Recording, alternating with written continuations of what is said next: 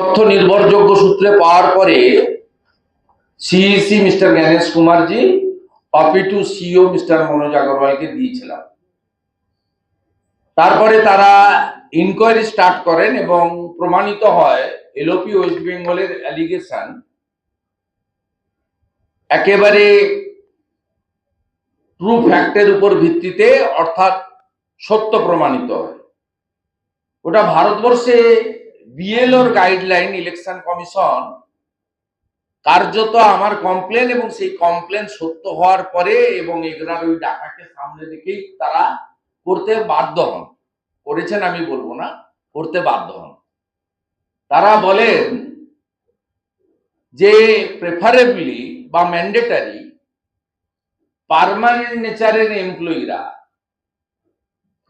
তারাই হবেন বিএলও যে বুথে, মানে প্রত্যেকটি বুথে দেশের, তার মধ্যে পশ্চিমবঙ্গ পড়ে। ও যেখানে কোনো বুথে, সংশ্লিষ্ট বুথে পার্মানেন্ট নেচারের এমপ্লয়ি পাওয়া যাবে না, সেখানে ইআরও এবং ডিআরও আন্ডারটেকিং দিয়ে, প্রথমটাকে বলা হয় 1.1, দ্বিতীয়টাকে বলা হয় 1.2। যেহেতু পার্মানেন্ট নেচারের এমপ্লয়ি নেই, তাহলে 1.2-তে কন্ট্রাকচুয়াল বা ভলেন্টিয়ারদেরকে নিয়োগ দিতে পারেন, কিন্তু আন্ডারটেকিং দিতে হবে ইআরও, ইলেকট্রাল রেজিস্ট্রেশন অফিসার, এইআরও বা অ্যাডিশনাল ইআরও এবং ডিআরও দের।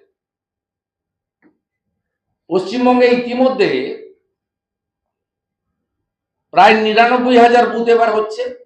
80,500 ছিল, 1200 করে ধরে 45,000 বুথে বিএলওদের নামের তালিকা ইলেকশন কমিশনে পাঠিয়েছেন ডিস্ট্রিক্ট ইলেকট্রাল রেজিস্ট্রেশন অফিসার, ডিইআরও অর্থাৎ ডিএমরা।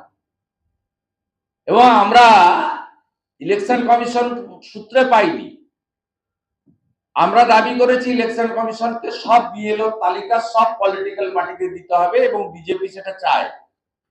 অন্যদের দেবেন কিনা অন্য কথা, আমরা চাই। আমাদের সাথে অন্যদের অ্যাফিলিয়েটেড পার্টি, আমরা national party, Trinamool state party, তা আপনারা সবাইকে দিতে পারেন, নো প্রবলেম।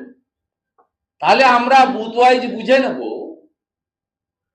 যে পার্মানেন্ট এমপ্লয়ি কোথাও থাকা সত্ত্বেও আপনি তৃণমূলের কথায় পার্মানেন্ট এমপ্লয়িকে করেননি 1.